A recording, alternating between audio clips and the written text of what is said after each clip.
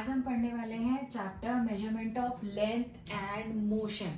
सबसे पहले लेंथ क्या होती है? लेंथ होती है जब हम मेजरमेंट लेते हैं एक पॉइंट से दूसरे पॉइंट के बीच में।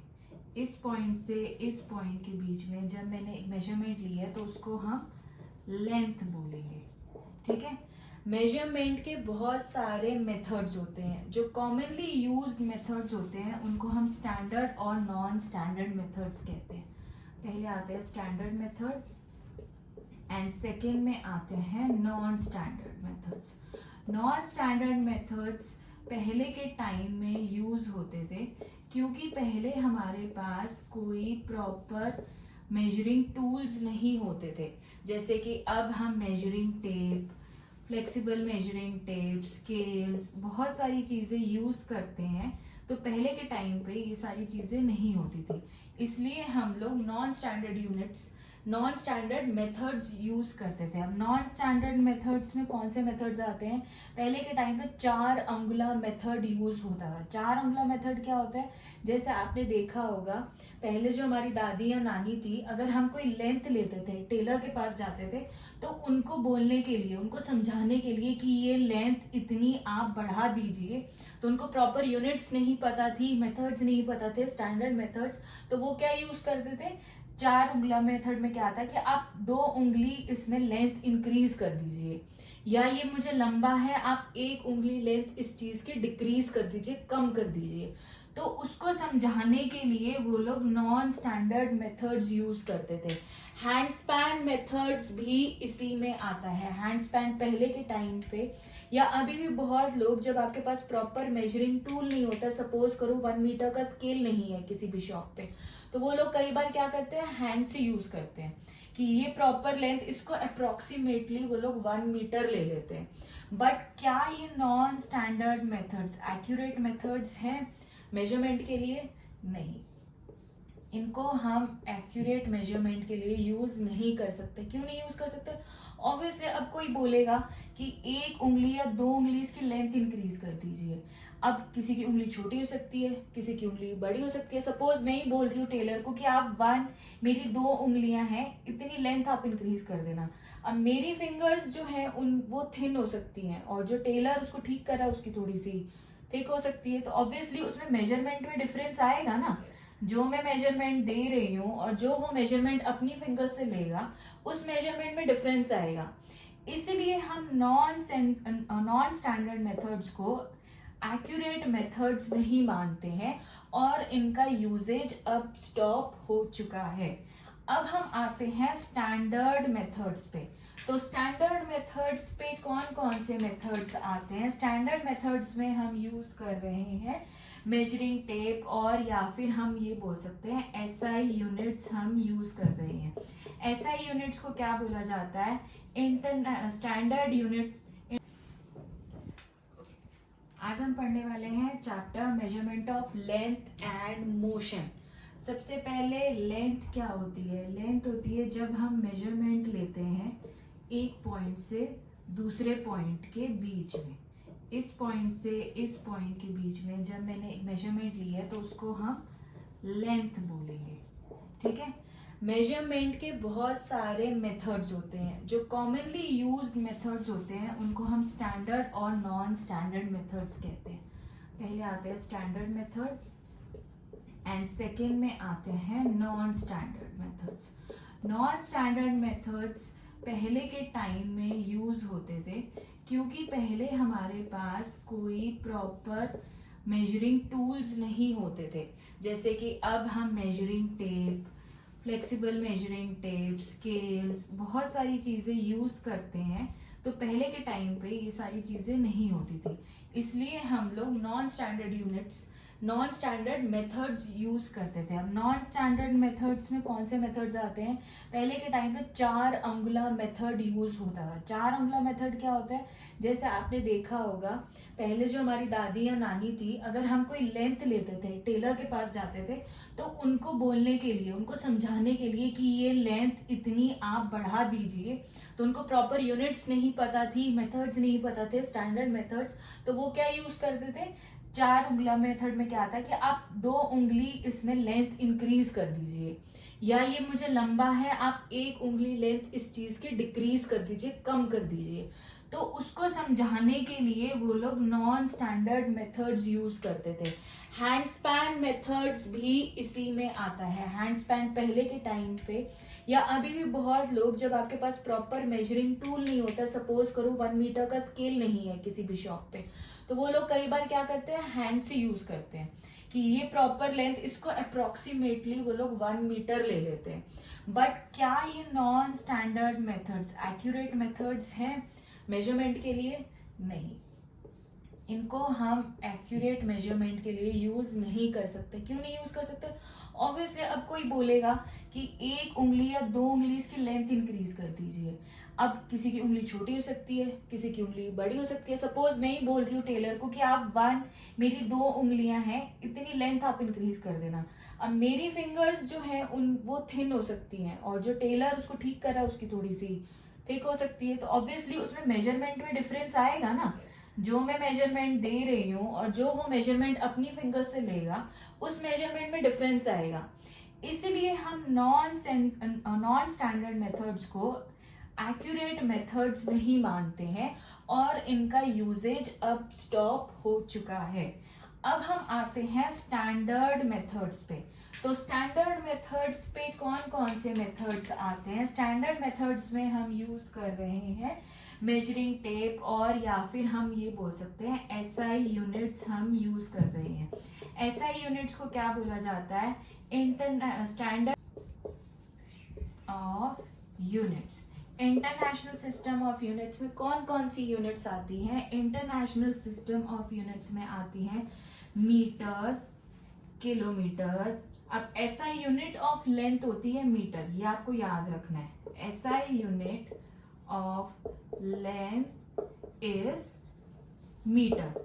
आपने देखा होगा मोस्टली हम चीजें जो हैं मीटर में मेजर करते हैं। बहुत सारी जो लेंथ है हम मीटर में मेजर करते हैं। हमारे रूम की जो लेंथ है वो मीटर में मेजर होती है। विड्थ मेजर, जो रूम की विड्थ है वो भी मीटर में मेजर होती है। बट जो लॉन्ग डिस्टेंसेस होते हैं, सपोज करो मुझे एक शहर से दूसरे शहर में जाना है, सपोज करो हम पुणे से बॉम्बे का अगर लेंथ का मेजरमेंट लेते हैं कि मुझे पुणे से बॉम्बे ट्रैवल करना है, तो मैं मीटर के बजाय किलोमीटर्स का यूज करूंगी, है ना। किलोमीटर्स को हम km से डिनोट करते हैं, किलोमीटर्स। ये हम इन यूनिट्स को स्टैंडर्ड यूनिट्स बोलते हैं। क्योंकि अब इनको स्टैंडर्ड यूनिट्स क्यों बोला गया है? इनको स्टैंडर्ड मेथड या स्टैंडर्ड यूनिट्स इसलिए बोला गया है क्योंकि ये यूनिवर्सली एक्सेप्टेड हैं। यूनिवर्सली या फिर आप बोल सकते हो ग्लोबली दे आर एक्सेप्टेड। ये आप कहीं भी जाओगे तो ये जो मेजरमेंट हम लोग लेते हैं लेंथ की, ब्रेड की, या आप लेंथ में कहीं पर भी कोई मेजरमेंट ले रहे हो, तो अगर आप मीटर्स में ले रहे हो दैट इज यूनिवर्सली एक्सेप्टेड। लेकिन अगर आप हैंड का यूज कर रहे हो, 4 उंगला मेथड यूज कर रहे हो, फुट लेंथ यूज कर रहे हो, बहुत सारे लोग जब रूम की लेंथ की मेजरमेंट लेते हैं तो फुट लेंथ को यूज करते हैं। फुट लेंथ को यूज करना दैट मीन्स उसमें भी आप नॉन स्टैंडर्ड यूनिट यूज कर रहे हो, उसमें भी नॉन स्टैंडर्ड यूनिट्स हैं, तो इसलिए उनको यूज नहीं किया जाता क्योंकि वो नॉन स्टैंडर्ड है। वो आपको एक कंसिस्टेंट लेंथ प्रोवाइड या कंसिस्टेंट लेंथ प्रोवाइड नहीं करेंगे। आपकी जो लेंथ में है वो वेरिएशंस आएंगी, प्रॉपर मेजरमेंट नहीं होगी। मेजरमेंट में हमेशा वेरिएशंस रहती हैं जब आप नॉन स्टैंडर्ड यूनिट्स यूज करते हो। तो ये क्वेश्चन भी आता है, why do we use standard units and we do not use non-standard unit? Why standard units are preferred or standard methods are preferred for using for measurement? ये question आता है, ठीक है। अब स्टैंडर्ड यूनिट्स और नॉन स्टैंडर्ड यूनिट्स हो गया हम दोनों का।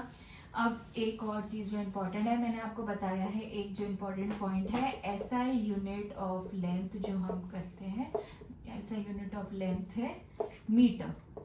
मीटर को आप स्मॉल एम से डिनोट करते हो, ठीक है, हम इसको करते हैं स्मॉल एम से डिनोट, ठीक है। अब 1 किलोमीटर के अंदर 1000 मीटर होते हैं, ठीक है, ये एक इंपॉर्टेंट चीज है। और 1 मीटर में होते हैं 100 सेंटीमीटर, ठीक है, और 1 सेंटीमीटर में होते हैं 10 मिलीमीटर। ये कन्वर्जन्स आपको याद रखनी है, हम आगे कन्वर्जन्स भी करेंगे, तो आप ये चीज याद रखो। 1 kilometre has 1000 metre, 1 metre has 100 centimetres and 1 centimetre has 10 millimetres.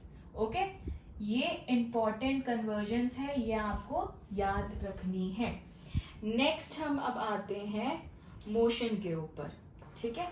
अब इसमें नेक्स्ट टॉपिक है हाँ, एक और चीज है, आप कोई भी मेजरमेंट ले रहे हो, सपोज करो अब मेजरिंग टूल्स में मैंने आपको ये बताया है कि हम स्केल यूज करते हैं, मेजरिंग टेप्स यूज करते हैं।